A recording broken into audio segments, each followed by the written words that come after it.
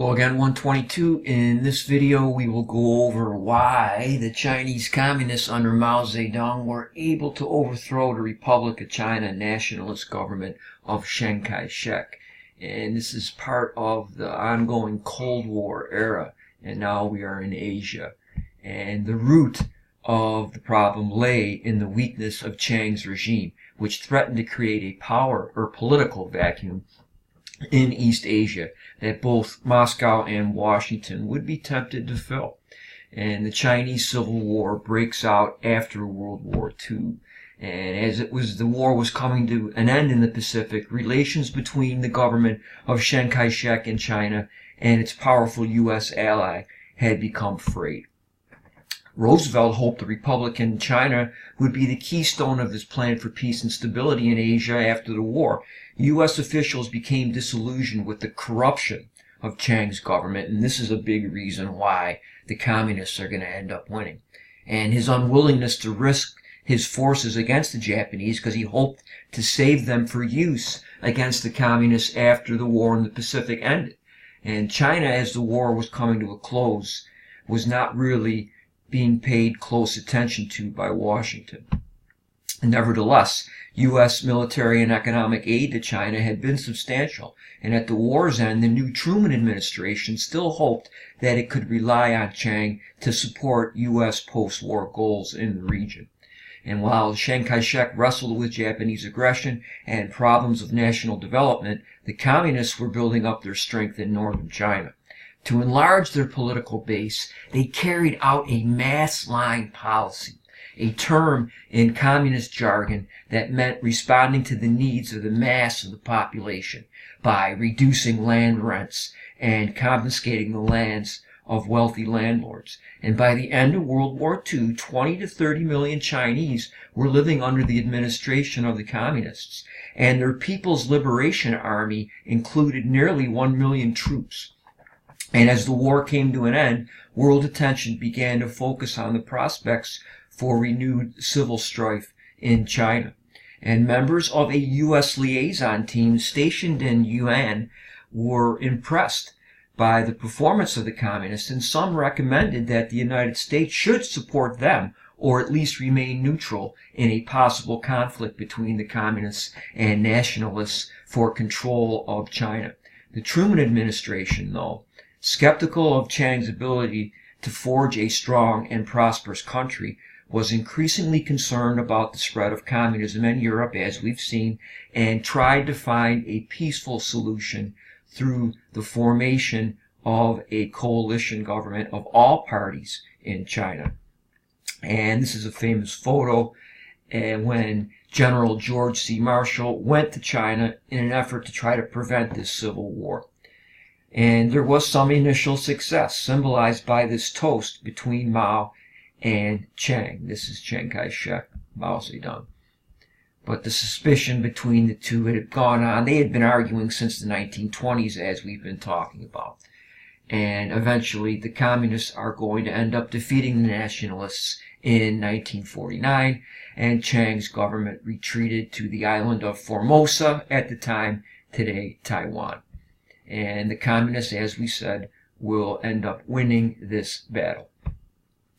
And the efforts failed, and by 1946, full-scale war between the nationalist government, now reinstalled in Nanjing, and the communists resumed. Initially, most of the fighting took place in Manchuria, where newly arrived communist units began to surround the nationalist forces occupying the major cities. Now Chiang Kai-shek's heirs came home to roost. In the countryside, millions of peasants, attracted to the communists by promises of land and social justice. This is another reason why they're able to overthrow the Republic of China. They flocked to serve in Mao Zedong's People's Liberation Army. In the cities, middle-class Chinese, normally hostile to communism, were alienated by Chiang's brutal suppression of all dissent. This is another reason. And his government's inability to slow the ruinous rate of inflation or solve the economic problems it caused. This is another reason. And by the end of 1947, almost all of Manchuria was under communist control.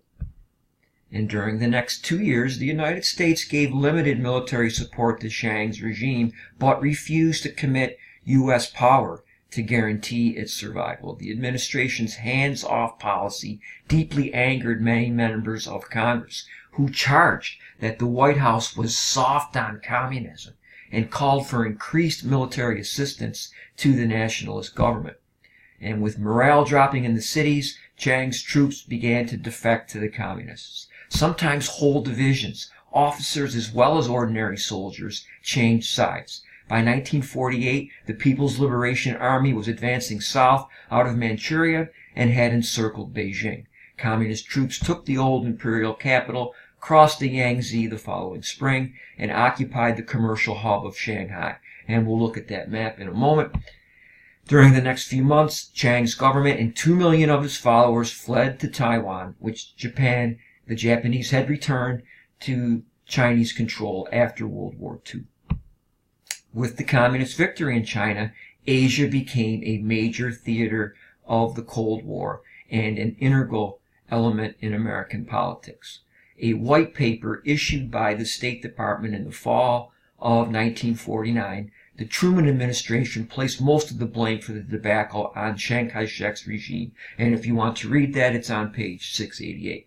Republicans in Congress, however, disagreed, arguing that Roosevelt had betrayed Chiang Kai-shek at Yalta by granting privileges in Manchuria to the Soviet Union in return for them helping to fight against Japan. In their view, Soviet troops had hindered the dispatch of nationalist forces to the area and provided the People's Liberation Army with weapons to use against their rivals. In later years, sources in Moscow and Beijing made clear that in actuality the Soviet Union gave little assistance to the Chinese Communist Party in its post-war struggle against the Nanjing regime. In fact, Stalin, likely concerned at the prospect of a military confrontation with the United States, advised Mao against undertaking the effort. Although the communist forces undoubtedly received some assistance from Soviet occupation troops in Manchuria, their victory ultimately stemmed from conditions inside China.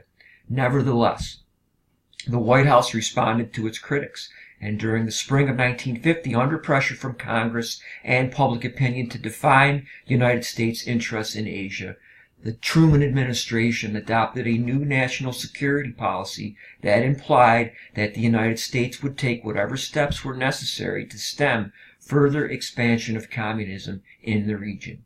Containment had come to East Asia. And here's the map of the PLA advance, and the nationalists in Chiang fled to the island of Taiwan called Formosa in those years. And that is it for the communist victory in the Chinese Civil War. Chiang's corruption, failure to solve economic problems, he alienated the middle class with his brutal repression, and the peasants in the countryside were very much attracted to promises of land reform and social justice.